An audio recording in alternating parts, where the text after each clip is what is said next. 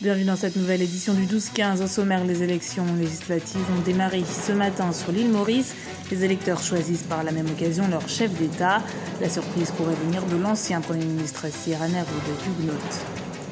Journée internationale des droits de l'homme ce mercredi, un jour choisi par l'association SOS Disparu pour organiser une manifestation en Algérie. Elle se tient depuis 11 heures devant le siège de la Commission nationale consultative pour la promotion et la protection des droits de l'homme. Zoom sur l'initiative Riposte à l'épidémie Ebola au Burkina Faso. Elle vise à récolter des fonds pour lutter contre la maladie, mais aussi à former et à envoyer du personnel soignant dans les pays les plus touchés. Jour d'élection législative pour la Mauritanie ce mercredi. 937 000 électeurs sont attendus aux urnes. Ils devront choisir entre Navin Ramgoolam, le président sortant, ou Sierra Neru de Huguenot pour diriger le pays. Le premier veut modifier la constitution et instaurer un régime semi-présidentiel ainsi qu'un septennat. Le second, âgé de 84 ans, refuse formellement d'amender la constitution et pourrait même créer la surprise selon certains observateurs. Écoutons Raj Mitterban, rédacteur en chef de l'Express. C'est exemplaire, tout se passe jusqu'ici dans le calme, même si la campagne elle-même a été plutôt agitée, quelques échauffourées, des voitures saccagées, mais je dirais que le jour du vote, comme d'habitude, les Mauriciens votent avec un calme et une discipline exemplaire. Début de la campagne électorale en Tunisie à 11 jours du second tour de l'élection présidentielle. Le président sortant, Monsef Marzouki, et candidat à sa réélection, a mis en garde contre les risques de fraude. Une crainte ouvertement destinée à son opposant, Béji Caïd Essebsi, Birama Saounera. En Tunisie, environ 5,3 millions d'électeurs sont appelés aux urnes le 21 décembre prochain. Objectif, élire leur président de la République à l'issue du second tour du scrutin.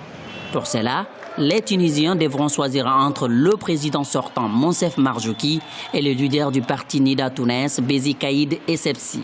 La campagne électorale a débuté mardi, une campagne qui s'annonce d'ores et déjà tendue entre les deux candidats.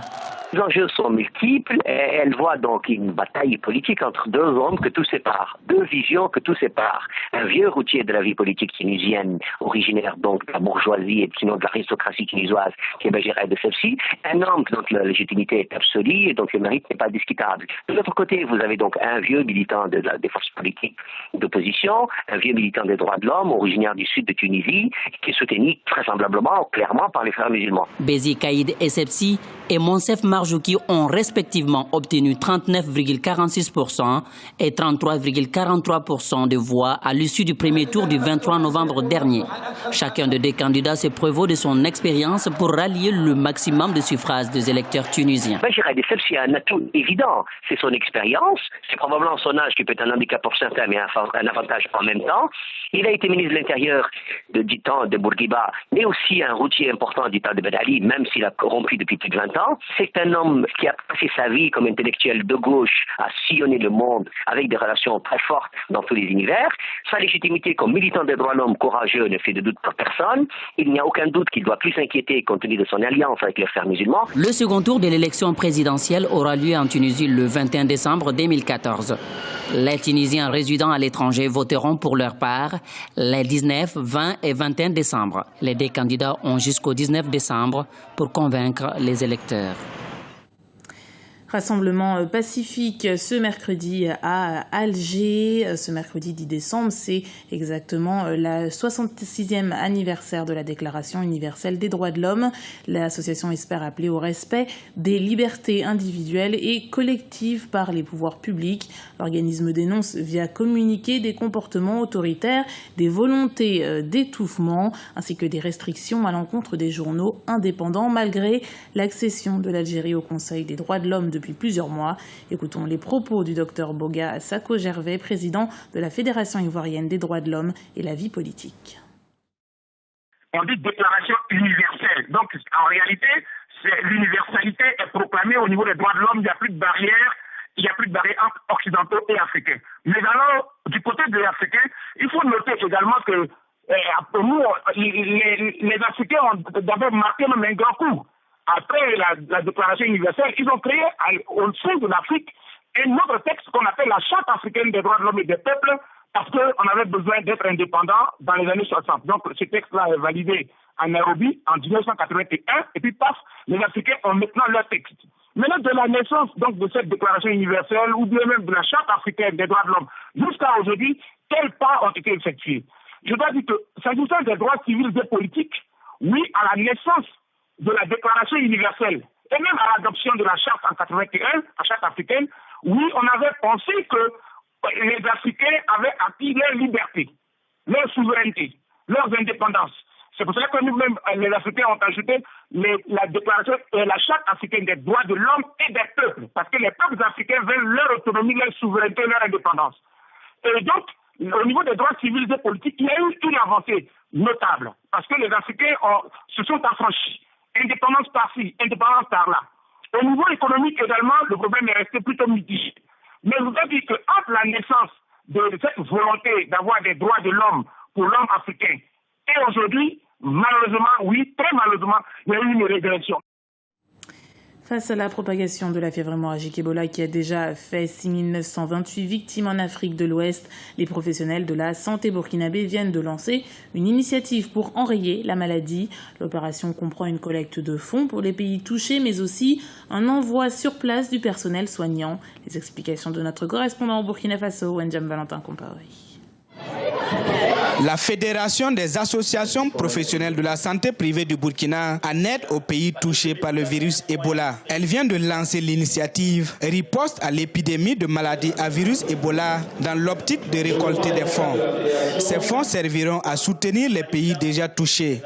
Selon la Fédération, pour contrer cette maladie, il faut une solidarité appuyée d'une bonne organisation. Vous savez, les professionnels de santé ont été ceux-là même qui ont été très exposés. Et on a perdu beaucoup de médecins, beaucoup d'infirmiers et d'infirmières. Et donc, c'est notre manière à nous, par cette collecte de fonds, de porter notre soutien et notre solidarité au niveau de ces pays qui sont gravement atteints, en leur témoignant notre solidarité et notre fraternité de corps. Outre les fonds qui seront collectés pour soutenir les pays touchés, cette initiative invite le personnel sanitaire du Burkina à aider à contrer la propagation de cette épidémie dans ces pays. Ça ne concerne pas seulement les voisins, ça ne concerne pas seulement les pays frères. Je crois que tout le monde est plus ou moins concerné et ça ne se passe pas toujours chez les voisins. Donc ça peut venir aussi chez nous. Et dans la mesure où nos populations sont cosmopolites, alors nos parents vont et viennent, et nous ne le souhaitons pas. Mais c'est sûr que nous ne sommes pas à l'abri. Donc la vigilance est de mise. Depuis avril 2014, le Burkina, qui n'a pas encore connu un cas de personne porteur de virus Ebola, a élaboré un système de surveillance épidémiologique. En effet, des médicaments et des consommables sont prépositionnés dans toutes les régions du pays. Ce plan de riposte est évalué à plus de 13 milliards de francs CFA.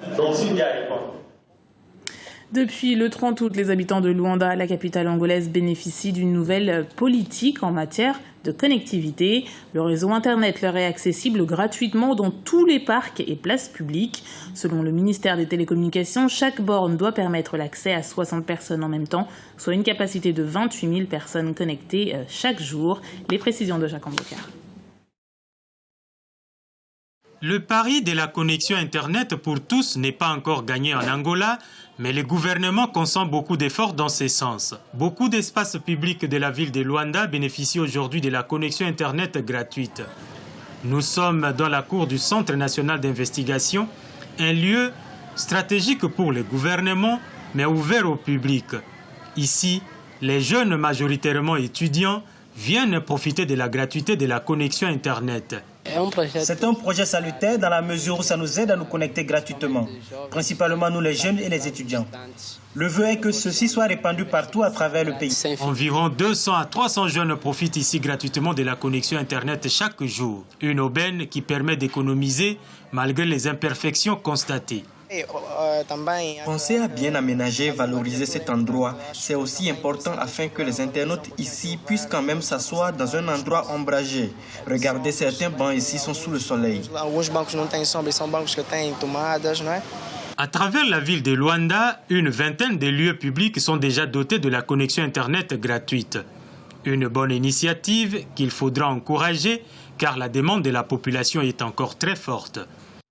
C'était le journal de la rédaction. Merci de l'avoir suivi. Retrouvez dans un instant une nouvelle édition du 12-15 sur Africa 24.